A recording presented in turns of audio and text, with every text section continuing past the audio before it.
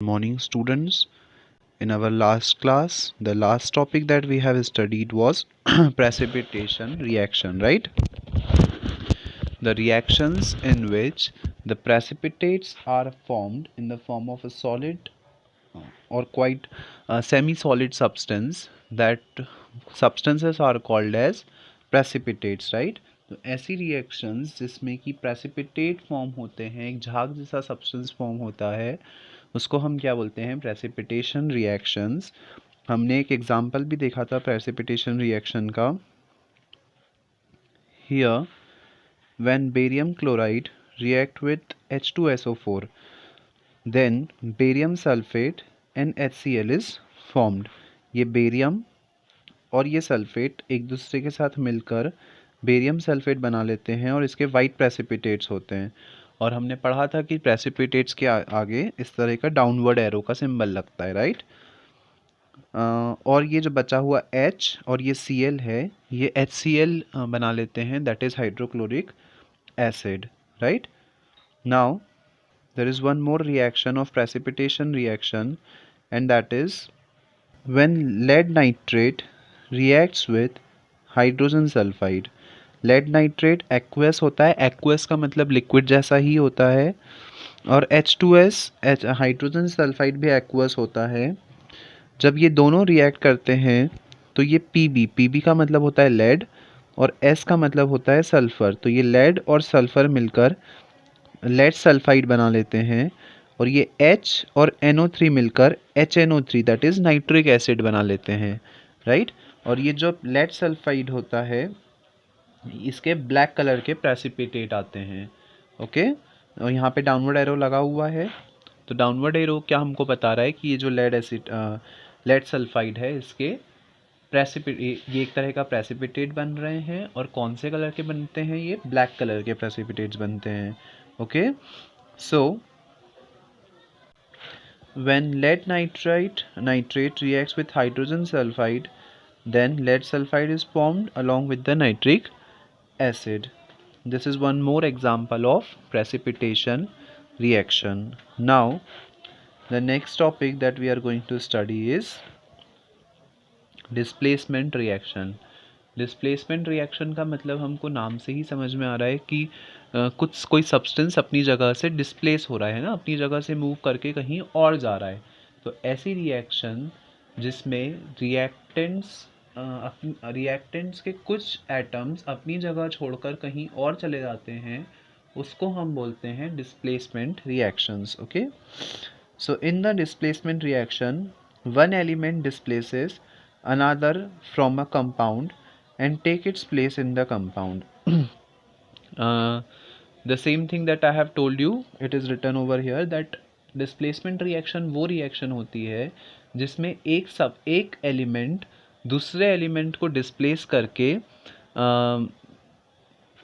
मान लीजिए कोई कंपाउंड है, उसमें दो एलिमेंट्स हैं, ठीक है, ए और बी, और ये कोई तीसरा एलिमेंट है सी। तो ये सी जो है, ये इस बी को रिप्लेस करके उसकी जगह ले लेगा।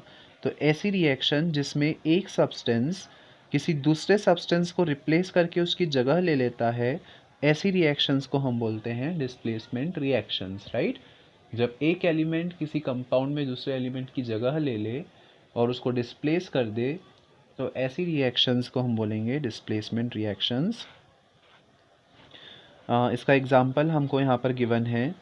व्हेन आयरन का सिंबल होता है Fe, when iron reacts with copper sulphate that is CuSO4, then ये आयरन दैट इज Fe और SO4 मतलब कि सल्फेट, FeSO4 एक साथ मिलकर फेरस सल्फेट या आयरन सल्फेट बना लेते हैं, और क्या बच जाता है? कॉपर जो है वो अलग हो जाता है। तो यहाँ पर हमको क्या समझ में आया कि इस आयरन ने इस कॉपर को क्या कर दिया? रिप्लेस कर दिया। आयरन ने कॉपर की जगह ले ली, राइट? तो this is the example of displacement reaction कि जब एक सब्सटेंस दूसरे की जगह ले लेता है, तो ऐसी रिएक्शन को हम क्या बोलते हैं? Displacement reaction. और यहाँ पर Fe मतलब आयरन ने कॉपर की जगह ले ली और ये कॉपर जो है वो अलग हो गया।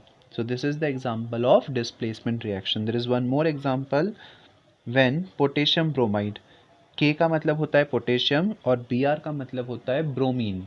तो पोटेशियम ब्रोमाइड जब रिएक्ट करते हैं क्लोरीन गैस के साथ तो क्या होता है, ये जो क्लोरीन है ये इस ब्रोमीन को रिप्लेस कर देगा और खुद पोटेशियम के साथ रिएक्ट कर लेगा, कंपाउंड बना लेगा, राइट।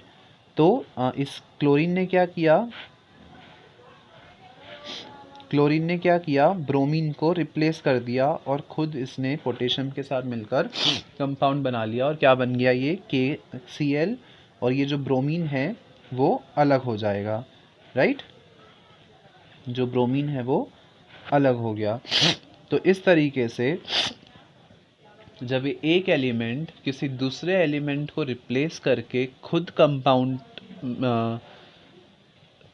दूसरे एलिमेंट के साथ मिक्स हो जाता है कंपाउंड बनाने के लिए, तो ऐसे रिएक्शंस को हम बोलते हैं displacement reactions, and we have seen the two examples of displacement reactions. Okay, now oxidation and reduction reaction. What do we mean by oxidation and reduction reactions that we will see? First one is oxidation. It is defined as the process in which oxidation reaction कौन ऐसी reaction होती है, the addition of oxygen to a substance takes place. ऐसी reaction जिसमें oxygen का addition हो, है ना, मतलब अगर कोई सब्सटेंस ऑक्सीजन गेन कर रहा है तो ऐसी रिएक्शन को हम क्या बोलेंगे, oxidation reaction. The removal of hydroxide from a substance takes place, या फिर अगर वो हाइड्रोक्साइड आयन को रिमूव कर रहा है, मतलब या तो ऑक्सीजन गेन हो या हाइड्रोजन का लॉस हो, दोनों में से एक कुछ भी चीज़ हो, तो ऐसी रिएक्शन को हम क्या बोलेंगे, ऑक्सीडेशन रिएक्शन। ओके, या तो हाइड्रोक्साइड आयन का लॉस हो या ऑक्सीजन का गेन हो। We will see some examples of oxidation reaction.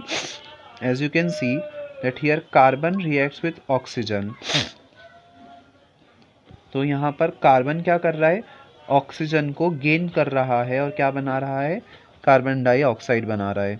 तो ऐसी रिएक्शन जिसमें कार्बन ऑक्सीजन की गेनिंग हो रही है, कोई एलिमेंट ऑक्सीजन को गेन कर रहा है, ऐसी रिएक्शन को हम क्या बोलेंगे, ऑक्सीडेशन रिएक्शन, राइट। तो यहाँ पर क्या हुआ, कार्बन ने ऑक्सीजन को गेन करके क्या बना लिया, CO2। सिमिलरली सल्फर ने ऑक्सीजन को गेन करके क्या बना लिया, SO2, that is sulphur die oxide, right. सो ऐसी रिएक्शंस जिसमें कि ऑक्सीजन का गेन होता है, ऐसी रिएक्शंस को हम बोलते हैं oxidation reactions, right? Now moving ahead, the next is reduction. What do we mean by reduction reactions that we will see now? It is defined as the process which involves first one addition of hydrogen to a substance. वहाँ पर क्या हो रहा था, oxidation में oxygen का gain हो रहा था और रिडक्शन में हाइड्रोजन का गेन हो रहा है। मतलब ऐसी रिएक्शन जिसमें कोई एलिमेंट हाइड्रोजन को गेन कर लेता है, ऐसी रिएक्शंस को हम क्या बोलते हैं, रिडक्शन रिएक्शंस। या फिर रिमूवल ऑफ ऑक्सीजन, ऐसा रिएक्शन जिसमें ऑक्सीजन रिमूव हो जाए, है ना, मतलब ऑक्सीजन का लॉस हो जाए, ऐसी रिएक्शन को भी हम क्या बोलते हैं, रिडक्शन। तो सिंपली हम ये बोल सकते हैं कि ऐसी रिएक्शन जिसमें gain of oxygen and loss of hydrogen हो रहा है, that are oxidation reactions.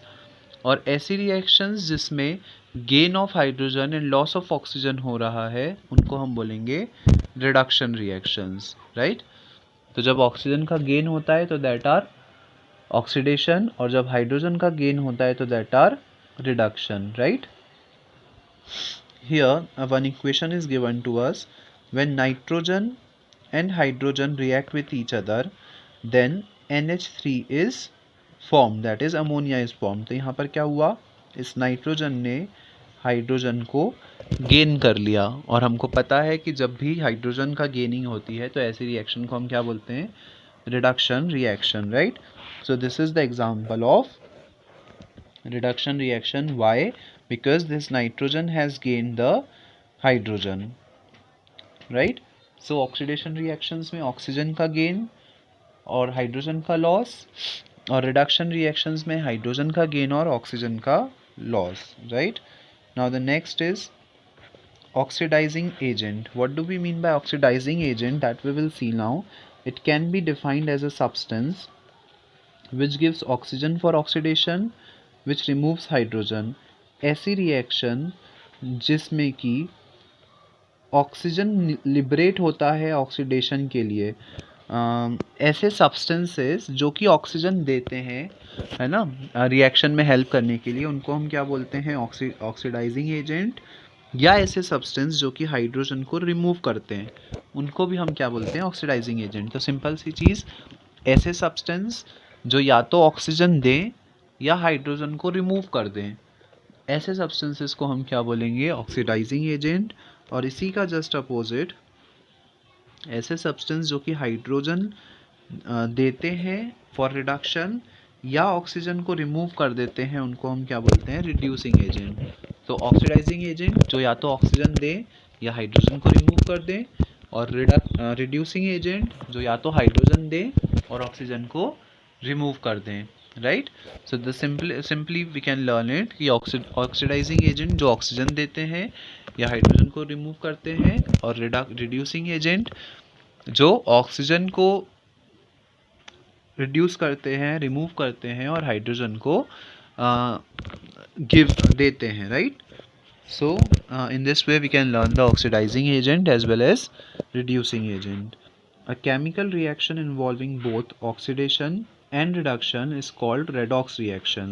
Okay, कुछ ऐसी reactions भी होती हैं जिसमें oxidation भी होता है और उसी के साथ साथ reduction भी होता है। तो ऐसी reactions जिसमें कि oxidation और reduction दोनों साथ में होता है, उसको हम क्या बोलते हैं, redox reaction. Okay. इसके कुछ एग्जाम्पल्स हैं, we will see the examples. Reduction of copper oxide and hydrogen to form copper metal and water. जब कॉपर ऑक्साइड हाइड्रोजन के साथ रिएक्ट करती है, एज यू कैन सी ये कॉपर ऑक्साइड है CuO, जब ये हाइड्रोजन के साथ रिएक्ट करती है तो क्या होता है, ये कॉपर अलग हो जाता है और ये जो ऑक्सीजन है वो हाइड्रोजन के साथ मिलकर वाटर बना लेता है, राइट। सो इन दिस वे इस हाइड्रोजन ने क्या किया, ऑक्सीजन को गेन कर लिया। सो इन दिस रिएक्शन क्या क्या चीज़ें हुई हैं, oxygen hydrogen is oxidised to water because oxygen is added to hydrogen. यहाँ पे क्या हुआ, हाइड्रोजन का ऑक्सीडेशन हुआ, है ना। क्यों, क्योंकि हाइड्रोजन ने ऑक्सीजन को गेन कर लिया, और जब कोई भी ऑब्जेक्ट ऑक्सीजन को गेन कर लेता है तो उसको हम क्या बोलते हैं, ऑक्सीडेशन रिएक्शन। और copper oxide is reduce to copper because the oxygen is remove from the copper oxide. और लेकिन कॉपर ऑक्साइड का क्या हुआ है, रिडक्शन हुआ है। क्यों, क्योंकि उसने ऑक्सीजन को लॉस कर दिया, और हमको पता है जब ऑक्सीजन का लॉस होता है तो उसको हम क्या बोलते हैं, रिडक्शन। तो इस एक ही रिएक्शन में ऑक्सीडेशन भी हुआ और रिडक्शन भी हुआ, हाइड्रोजन का ऑक्सीडेशन और कॉपर का रिडक्शन। तो ऐसी रिएक्शन जिसमें ऑक्सीडेशन और रिडक्शन साइमल्टेनियसली होते हैं, ऐसी रिएक्शंस को हम बोलते हैं oxidation redox reaction. Okay, so the reactions in which oxidation and reductions takes place simultaneously are called as redox reaction. As you can see here students, with the help of arrow, ये जो copper oxide का ये जो oxygen है वो loss हो गया है ना, तो कॉपर ने अपना ऑक्सीजन लॉस कर दिया। तो जब उसने अपना ऑक्सीजन लॉस कर दिया, इसका मतलब क्या हुआ, उसका रिडक्शन। और इस हाइड्रोजन ने उस ऑक्सीजन को गेन कर लिया, तो इस हाइड्रोजन का क्या हुआ, ऑक्सीडेशन। तो in this way we can understand the oxidation and reduction reaction taking place simultaneously in this reaction, and that is why it is called as redox reaction. Okay, now as copper oxide CuO gives oxygen for the oxidation of the hydrogen, so copper oxide is the oxidizing agent. ये जो copper oxide है उसने इस hydrogen को oxygen दिया, है ना। तो हमने अभी पढ़ा कि ऐसे सब्सटेंस जो ऑक्सीजन देते हैं उनको हम क्या बोलते हैं, ऑक्सीडाइजिंग एजेंट। तो इस रिएक्शन में ये जो कॉपर ऑक्साइड है वो क्या होगा, हमारा oxidising agent, right. Substance oxidised is H। कौन सा सब्सटेंस ऑक्सीडाइज हुआ है, मतलब किसने हाइड्रोजन ऑक्सीजन को गेन किया है? So the answer is hydrogen, right. तो हाइड्रोजन क्या है? ऑक्सीडाइज्ड सब्सटेंस है। देन ऑक्सीडाइजिंग एजेंट इज ऐसा सब्सटेंस जो कि ऑक्सीडाइजिंग एजेंट है, मतलब कौन कौन ऑक्सीजन दे रहा है? तो CuO है ना, CuO जो है वो अपना ऑक्सीजन, जो कॉपर ऑक्साइड है वो अपना ऑक्सीजन हाइड्रोजन को दे रहा है। तो ऐसा सब्सटेंस जो हाइड्रोजन को दे रहा है उसको हम क्या बोलते हैं? Oxidising agent. So CuO is our oxidising agent. Substance reduced is CuO। ऐसा सब्सटेंस जो ऑक्सीजन दे रहा है ना, जिसमें ऑक्सीजन का लॉस हो रहा है, तो उसको हम क्या बोलेंगे? रिड्यूस्ड एजेंट, है ना, बिकॉज इसमें ऑक्सीजन का लॉस हो गया। तो since CuO is giving the oxygen of itself to the hydrogen, that is why it is called as reduced agent, right? Reducing agent is H2। Reducing agent क्या हो जाएगा? H2। Why? Because the agents which gain the oxygen, sorry, हाँ, the substances, what do we mean by reducing agent? The substances which removes the oxygen। Hydrogen ने क्या किया? CuO के oxygen को remove कर दिया उसमें से, है ना, तो जो H2 हो जाएगा वो क्या हो जाएगा? Reducing agent, right? In this way we can understand that oxidation and reduction are taking place simultaneously in this equation, that is why it is called as redox reaction, right? Now the next one is neutralization reaction. What do we mean by neutralization reaction? That we will see now. In a neutralization reaction, and acid react with base to form salt and water। मतलब neutralisation reaction simple सी एक ऐसी reaction होती है जिसमें acid और base react करते हैं salt और वाटर बनाने के लिए। जब भी एसिड और बेस आपस में रिएक्ट करेंगे तो सॉल्ट और वाटर बनता है, और इसी रिएक्शन को हम क्या बोलते हैं? Neutralisation reaction. Okay, so simple सी चीज़ हमको याद रखनी है, that acid and base react together to form salt and water, and this reaction is called as neutralisation reaction. Okay, NaOH, sodium hydroxide, react with HCl, that is hydrogen hydrochloric acid। तो NaOH क्या है? Base है, और HCl क्या है? Acid है। तो base और HCl ने आपस में रिएक्ट किया। अब क्या होगा? ये Na और Cl आपस में मिल जाएंगे और NaCl बना लेंगे। NaCl आपको पता है क्या होता है? हमारा कॉमन सॉल्ट, जो हम कॉमन सॉल्ट यूज़ करते हैं घरों में, that is nothing but sodium chloride, that is NaCl। और दूसरा क्या बन गया? H2O, है ना। तो क्या हुआ? एसिड और बेस ने रिएक्ट करके क्या बना दिया? सॉल्ट और वाटर, और इसी रिएक्शन को हम क्या बोलते हैं? Neutralisation reaction, right? So the reaction in which the acid and base react together to form salt and water is called as neutralization reaction. There is one more example of neutralization reaction. As you can see, sodium carbonate and HCl। Sodium carbonate क्या हो गया? Base, और HCl क्या हो गया? Acid. तो यहाँ पर भी क्या हो रहा है? बेस और HCl एक दूसरे के साथ रिएक्ट कर रहे हैं। अब क्या होगा? Na के दो मॉलिक्यूल्स और Cl के दो मॉलिक्यूल्स दोनों मिलकर NaCl के दो मॉलिक्यूल्स बना लेंगे, है ना।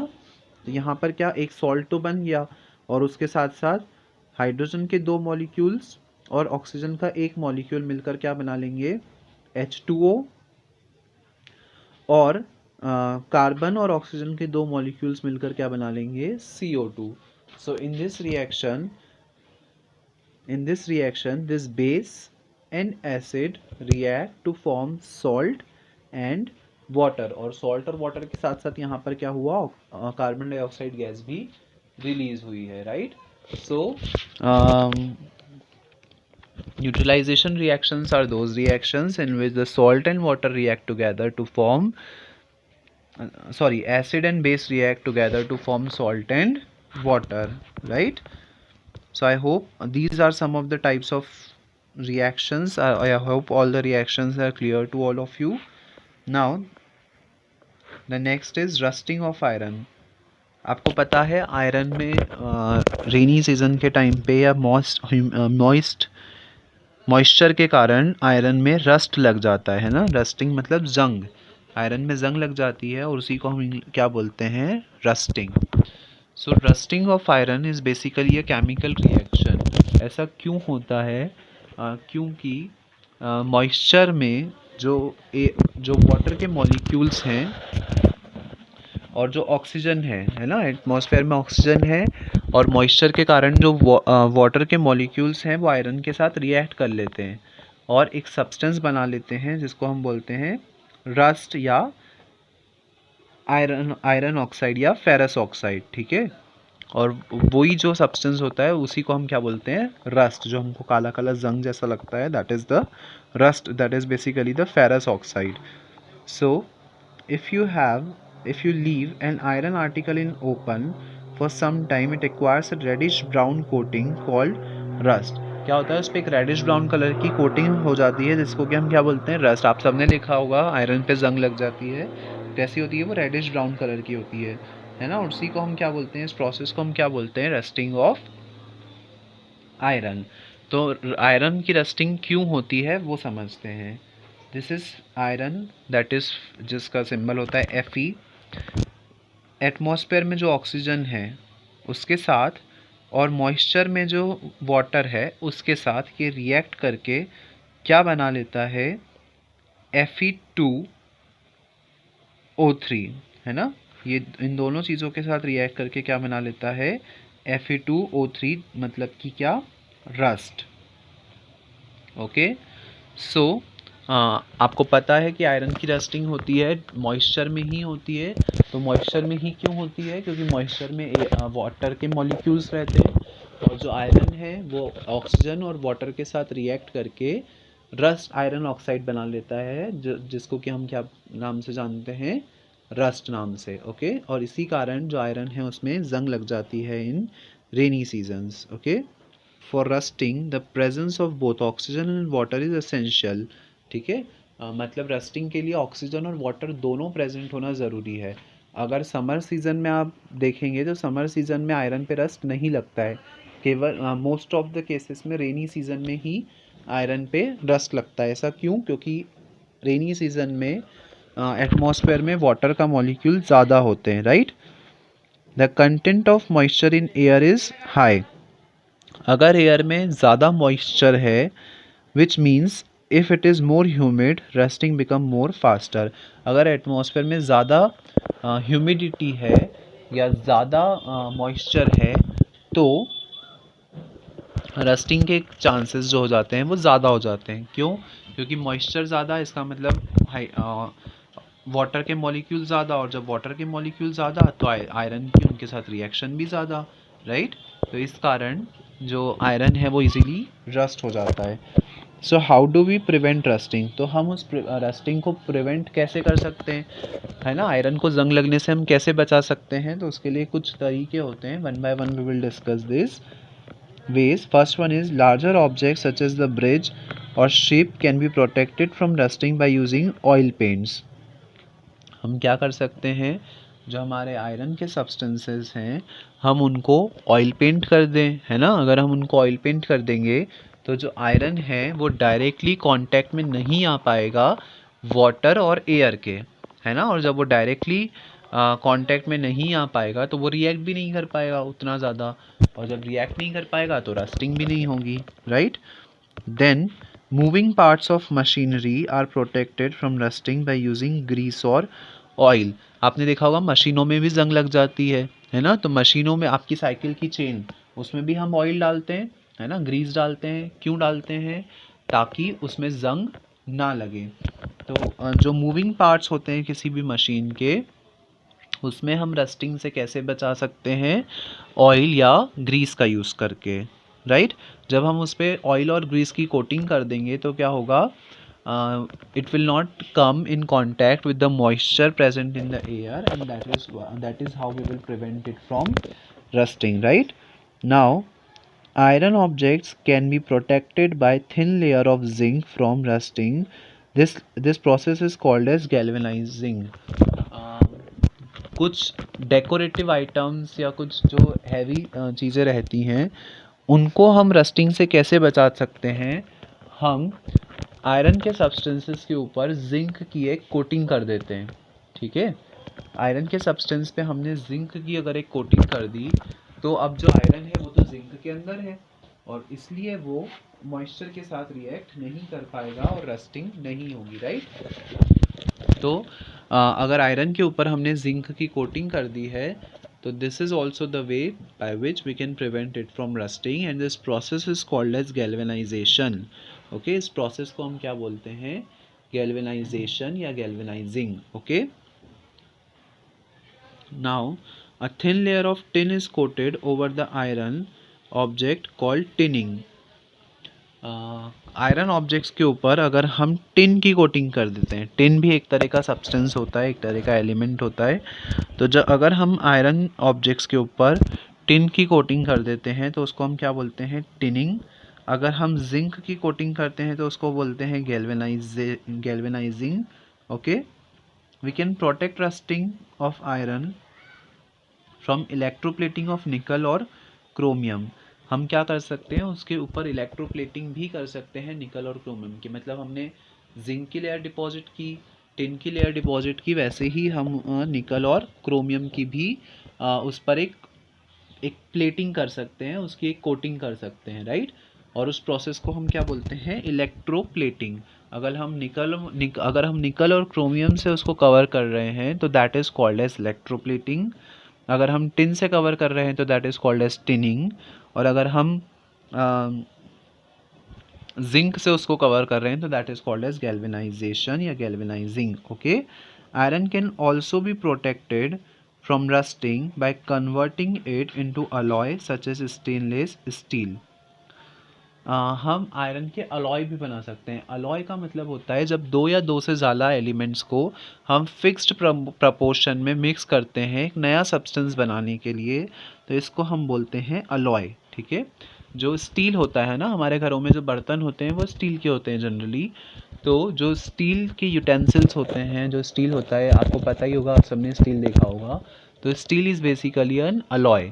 उसमें हमने दो या तीन से ज़्यादा चीज़ें एक फिक्स प्रपोर्शन में मिला दी और एक नया सब्सटेंस बना दिया जिसको हमने नाम दिया स्टील।